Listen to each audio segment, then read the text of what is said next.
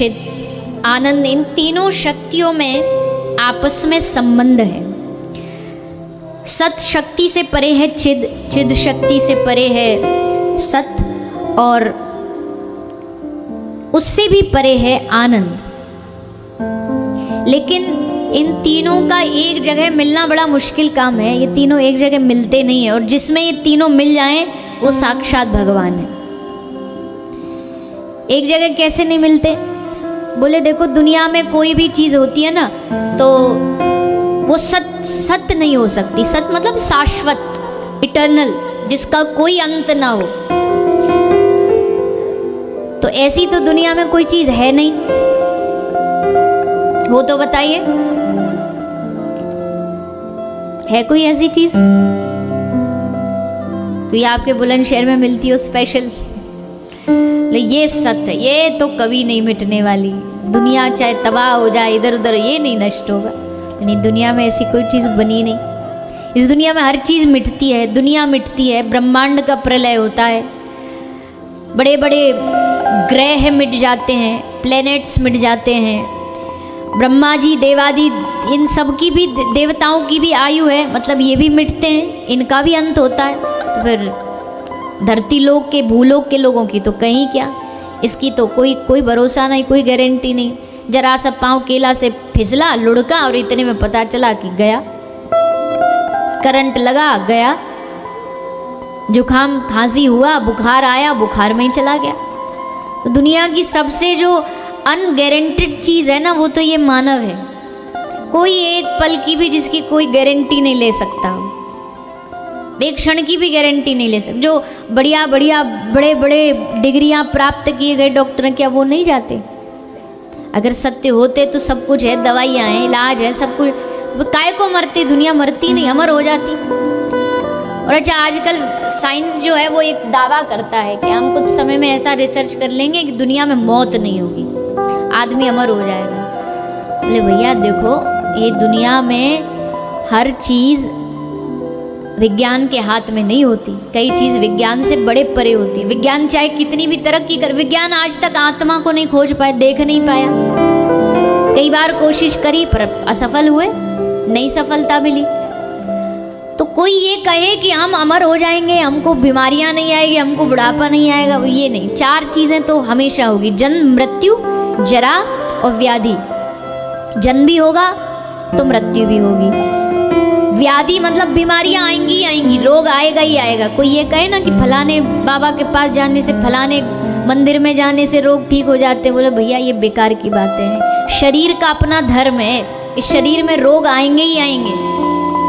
ये पांच भौतिक शरीर है, जरा ठंड पड़ी तो बीमार हो जाएगा, जरा हवा चली तो बीमार हो जाएगा। ये शरीर के धर्म है, लक्षण है।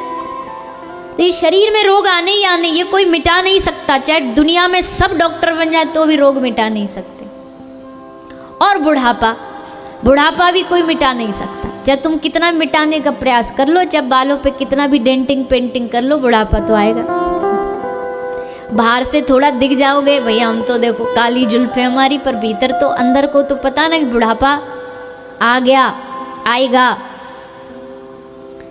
दांत झड़ेंगे, आंख से दिखना बंद होगा, कमर टेढ़ी होगी।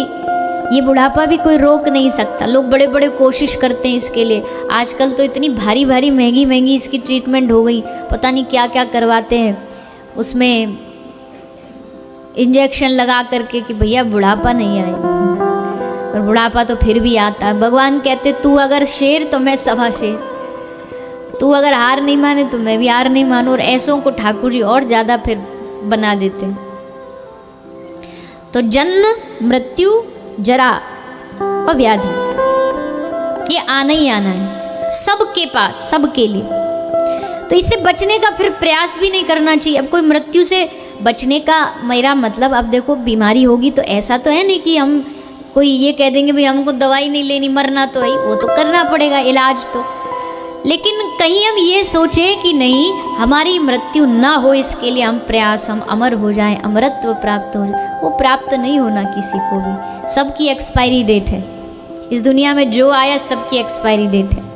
एक ना एक दिन सबका अंतिम समय आता है। फिर अंतिम समय किसका नहीं आता? अंत किसका नहीं होता?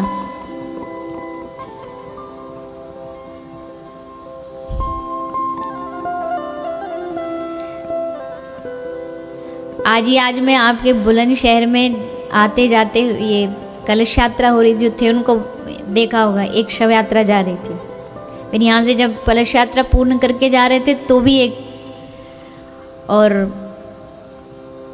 एक ही बात बोलते हैं सब, जो पीछे पीछे चलते हैं नारा लगाते हुए। क्या बोलते हैं? घबरा क्यों रहो, जोर से बोलो।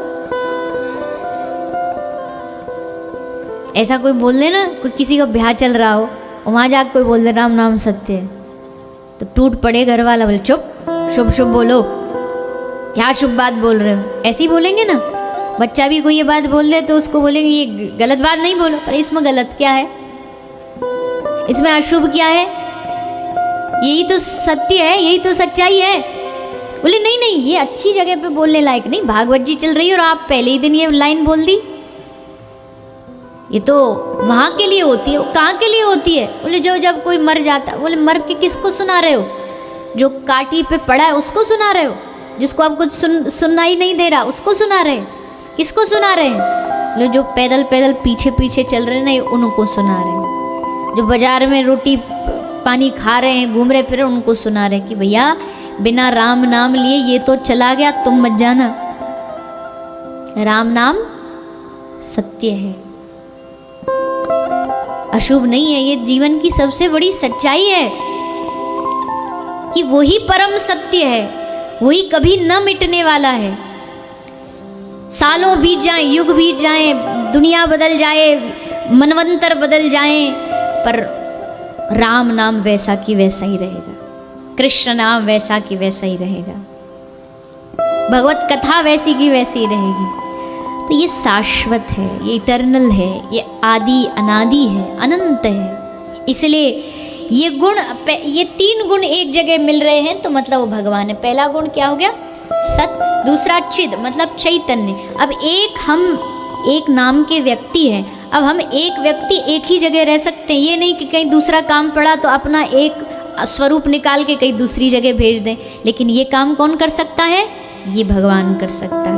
वो केवल अपने भीतर से आत्मा निकाल के कहीं कोई स्वरूप, चैतन्य रूप, चिदानंद रूप भेज ही नहीं सकता, बल्कि हम सब भी उनके चैतन्य रूप है। हम सबके भीतर जो आत्मा है ये भगवान का चैतन्य रूप है, इसलिए भगवान को चिद कहा गया है। जो कण कण में रह सकता हो, हर स्वरूप में रह सकता हो, वो चिद है। और तीसरा गुण जिसमें हो, तीसरा वाला वो भगवान है। तीसरा गुण क्या है? आनंद। आनंद जिसमें ये गुण होगा वो भगवान है। ले आनंद तो हम में भी है, ले हमारा आनंद तो टेम्परेरी है, एक पल रहता है, दूसरे पल लड्डू मिल जाए तो आनंद और ना मिले तो दुख, शोक। 1 मिनट में चला गया आनंद, 1 मिनट में खत्म हो गया आनंद।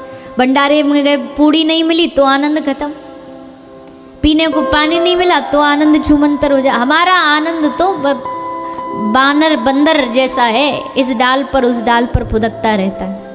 हमारे जीवन में परम शाश्वत आनंद नहीं है। हमारे जीवन में आनंद आया भी एक आध पल के लिए, कथा में आए, थोड़ा नाचे गाए रोए, थोड़ी देर के लिए आनंद आया, फिर चला गया। और आनंद होता क्या है? देखो, सुख के अभाव में भी अगर तुमको अच्छा लग रहा हो तो समझना कि तुम किसी आनंद वाली जगह पे बैठे हो।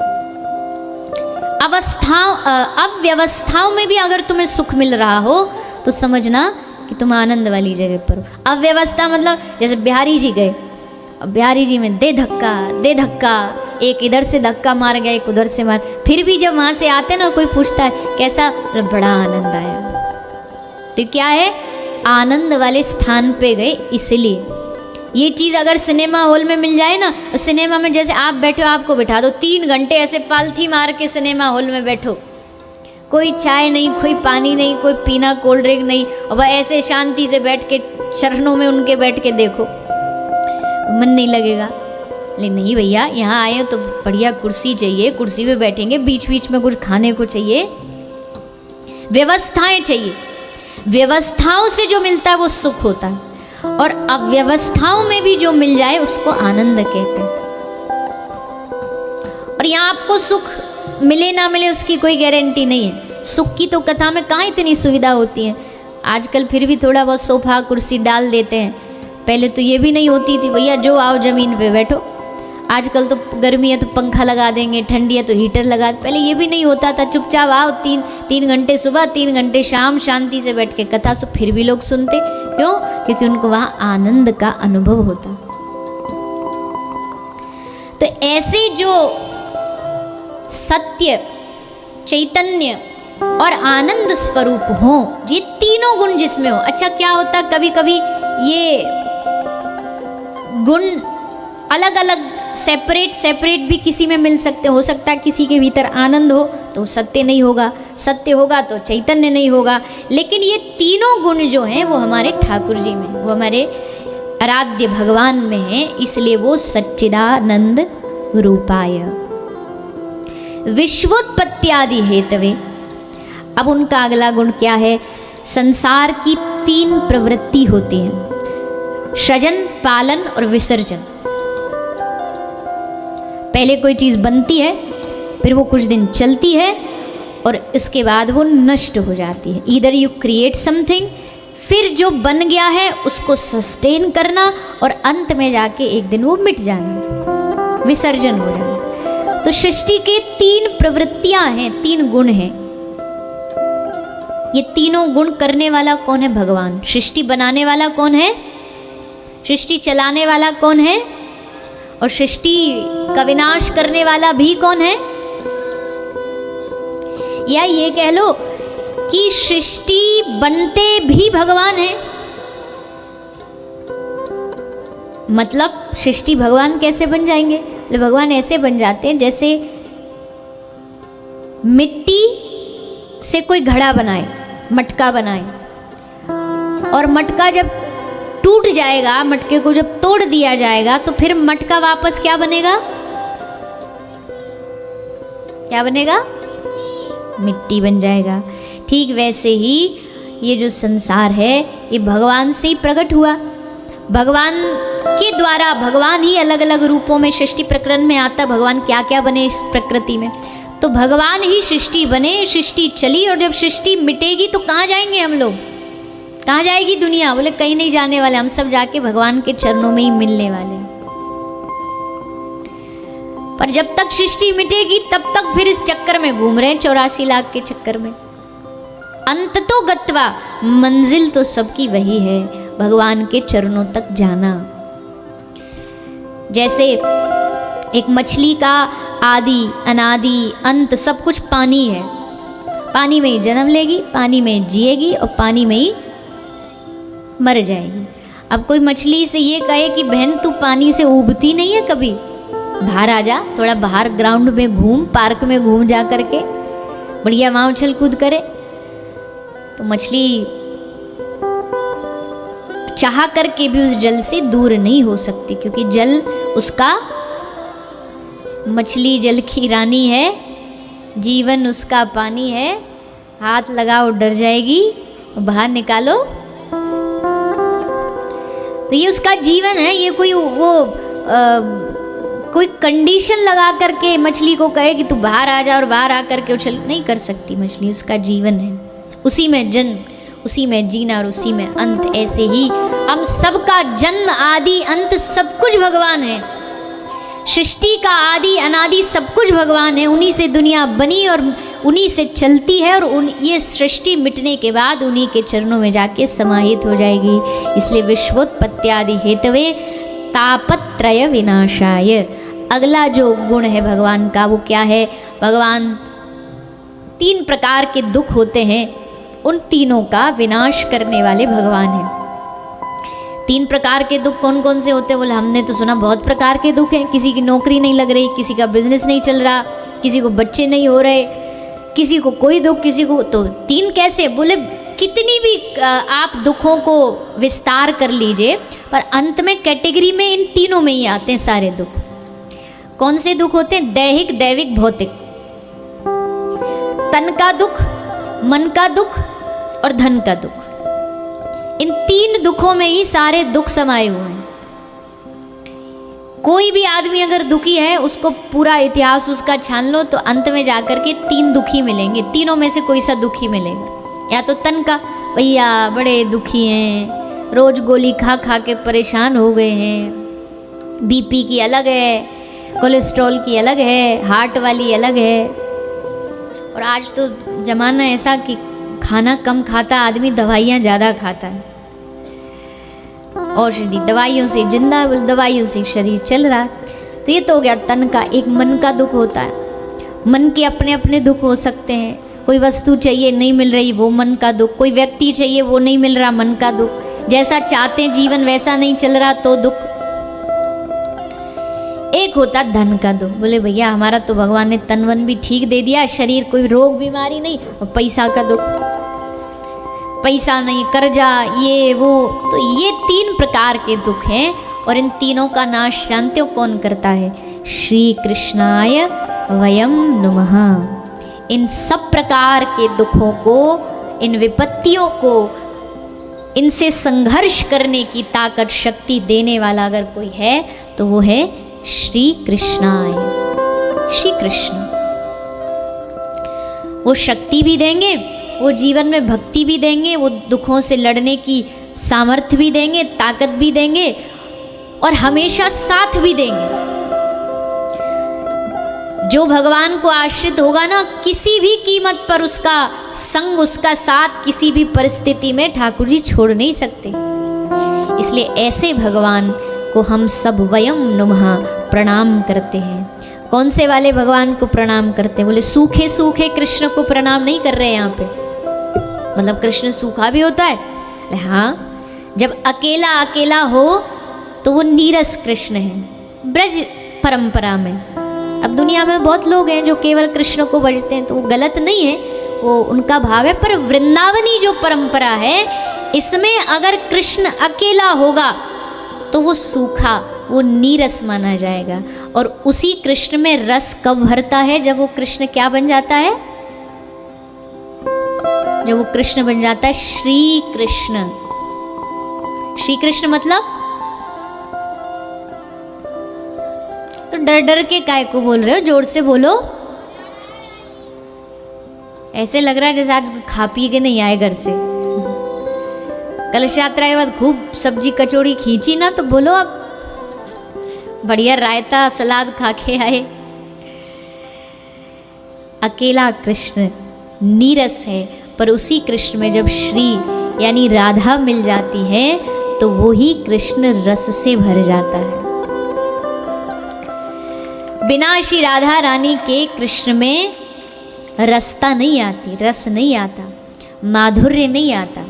अब सोचो, रसगुल्ला में रस ही ना हो तो गुल्ला ही गुल्ला रहा, रस तो रहा ही नहीं। रसगुल्ला में से रस हटा दो। तो ऐसे ही ठाकुर जी हैं, रस है राधा, प्राण है राधा। तो बोले नहीं जी, हमने तो ये तो आप बताते हो, या आप कथा करने वाले वृंदावन वालों को बुलाते, यही ज़्यादा राधा राधा करते हैं, हमने तो ऐसा कहीं पढ़ा नहीं, ऐसा कहीं सुना नहीं। अब देखो, पहली बात तो ये है भैया, अब ब्रज में से किसी को कथा करने बुलाओगे तो अब मिठाई वाला तो अपनी मिठाई के गुणगान ही करेगा। जिसकी जो काम धंधा होगा वो उसी के गुण गाएगा। तो हम ब्रज में ठाकुर जी ने जन्म दिया है, श्री जी ने जन्म दिया है, तो हम तो उनकी महिमा गाए बगैर रह ही नहीं सकते। बिना राधा रानी के तो श्री कृष्ण की कथा भी पूरी नहीं हो सकती, लीला भी पूरी नहीं हो सकती। तो कृष्ण की जो पूर्णता है, उस पूर्णता का नाम है राधा, श्री राधा रानी। रस का विग्रह श्री राधा।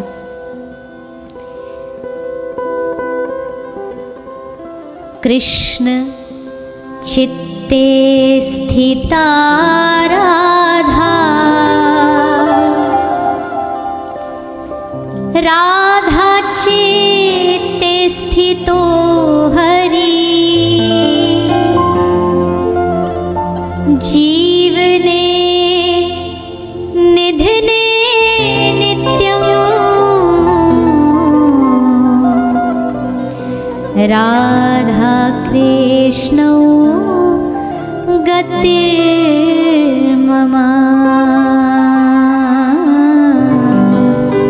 राधा कृष्ण गतिर्मम राधा कृष्ण गतिर्मम कृष्ण प्रेममयी राधा राधा प्रेममयो हरि जीवने निधने नित्यं राधा कृष्णो गतिर्मम राधा कृष्णो गतिर्मम राधा कृष्णो गतिर्मम कृष्णस्य द्रविणं राधा राधाया द्रविणं हरि जीवने निधने नित्यं